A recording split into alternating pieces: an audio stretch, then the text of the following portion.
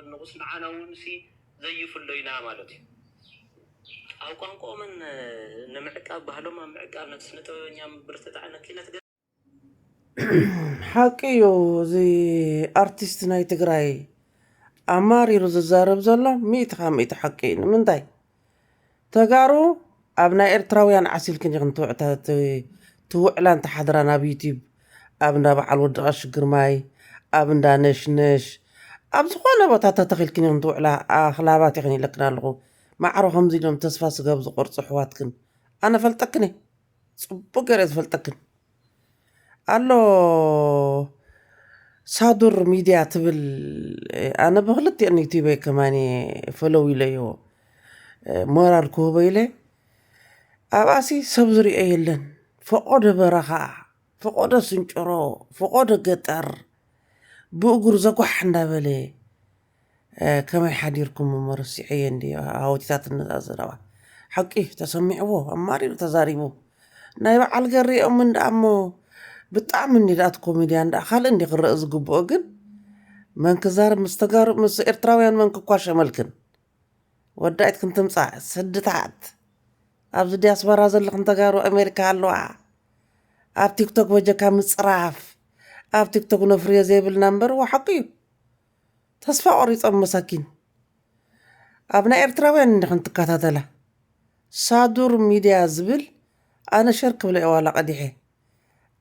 ኣብ 22 ሰዓት 170 ሰብ ርእዎ ዝሪኦ ሰብ የለን ስለዚ ወሓጣ ተጋርዋኒ እዛ ዝብለክን ዘሎ ዝመንሽሙ ሓቂ እዩ ሓቁ ብጣዕሚ ስለዘንቁስ ንዓና እውን ሲ ዘይፍለዩና ማለት እዩ ኣብ ቋንቋምን ንምዕቃብ ባህሎም ኣብ ምዕቃብ ነስነጠበኛ ብርተጣዕነ ኪነት ገለገለ ኤርትራውያን ሰውኡት ጀጋኑ ማለት እዩ ንዓና እውን ዘይፍለዩና ጥበብ ዝሸትት ነገር ስለዘንቁስ ንዓና እውን ሲ ዘይፍለዩና ማለት እዩ ኣብ ቋንቋምን ንምዕቃብ ባህሎም ኣብ ምዕቃብ ነስነጠበኛ ብርተጣዕነ ኪነት ገለገለ ኤርትራውያን ሰውኡት ጀጋኑ ማለት እዩ ስለዚ ንሕና እውን ነደ ትግራይ በኺና ኣላ ነቢዕና ኣላ ብልቢ ምሽ ብቐል ዓለም ነቶም ዝሕስውኽን በረም ዝብሎን ኣነ ኤርትራዊት እየ ትግራዊት ይኮንኩን ግን ምስልና ሓደ እዩ ባህልና ሓደ እዩ ኣሕዋተይ ኢኹም ኣሕዋት ኢና ግን ነቶም ሰበይቶም ኤርትራዊት ከላ ንትግራይ ዘስገሩ ፈሊጦም ንሸቐጥ እዛ ኩላ ፈራዕ ትብለልኩም ዝነበረት ኣበይ የላን ከይዳ ኣብ ጠቕማ ሕጂ ከዓ ተጋሩ ደቂ ኣንስትዮ ወዲ ዕረይ ክትብላኒ ክንትውዕላ ኣብዚ ቲክቶክ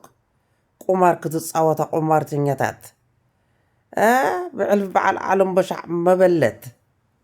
ራእዮም በል ኣሕዋትክን ኣነ ስጋብ የደንግፅን እዮም ይርአሎም እየ ግን ከም ቀደም የለኹን ኣነ ሕጂ በኋላ ኣብቲ ዩቲባት ኣይከይድኒ እምበር ስለዚ ሲ ተጋሩ ናይ ኤርትራውያን ማስሚድያ ክንተዕብያ ናይ ኤርትራ እንጀራ ክንተዕብያ ወሓጣ ሕጂ ውሕጥ ክትፃረፉ ተደለኹም ተፃረፉ ናይ ድላይ ተዛሪበ ግን ምድቃስ ደስ ይዝብለኒ ስለዚ ናይዚኣቶም ኣፍላም ሕጂ ሲ ብውሕድስ ሚልዮናት ክርአ ዝግብኦ ነይሮ ግን ኣብዚ ቆሪፅኩም እንዳምፃኹሞም ከዓ መን ክርኦም ንምንጣኹም ኣብዚ ቲክቶክ ቆሪፅኩም ተምፅዎ ናይቶም ሰባት እንድሕር ካብቲ ዩቲብ ቆሪፅኩም ኣምፂኹም መስ እንታይ እዮም ሒዞም ክተርፉ ኣቶም ህዝቢ ነውሪ ዓገብ ዋላት ናይ ኤርትራውያን ዋላት ናይ ተጋሩ ኣብ ኣኺድኩም ዘይትርእዋ ዋላ ከፊትኩ ኣነ ዳ ከፊተ እንደ ዝገድፎ ነይረ ነቲ ሳዱር ሚድያ ዝብል ዋላ ብዙሓት ኣለዉ ኣነ ክጥቀሙ ዝደልዮም ሲ ትቕድም እምበር ሕጂስ ገዲፈዮ ኣነ እውን ተንኩኢለ ከመን ዘይኮንኩስ ቅጭ መፂኒ በቃ ከላ መን ክፈልጠለ ኢለ ኣይኮነን ከፊትክናት ዘይተኸረታ ውላዕ ዓቢልክን ወ ስራሕክን ዘይተሰርሓ ከፊትክኖ እታ ሞባይል ከፊትክን ኣኺዳ ስለዚ ሲ ርጉማት ይኽን ተጋሩ እሞ ኤርትራውያን ከምዛ ዝብለክ እዩ እወ ናህና ከዓኒ ካብ ዩቲብ ናይ ኣሕዋትክን ኣፍላም እንዳወረደ እንዲ ክንስእልክን ምስ ኤርትራውያን ትኳሸማ ትውዕላ ኣብ ዓዲ ዓረብ ሃለዋ ኣብ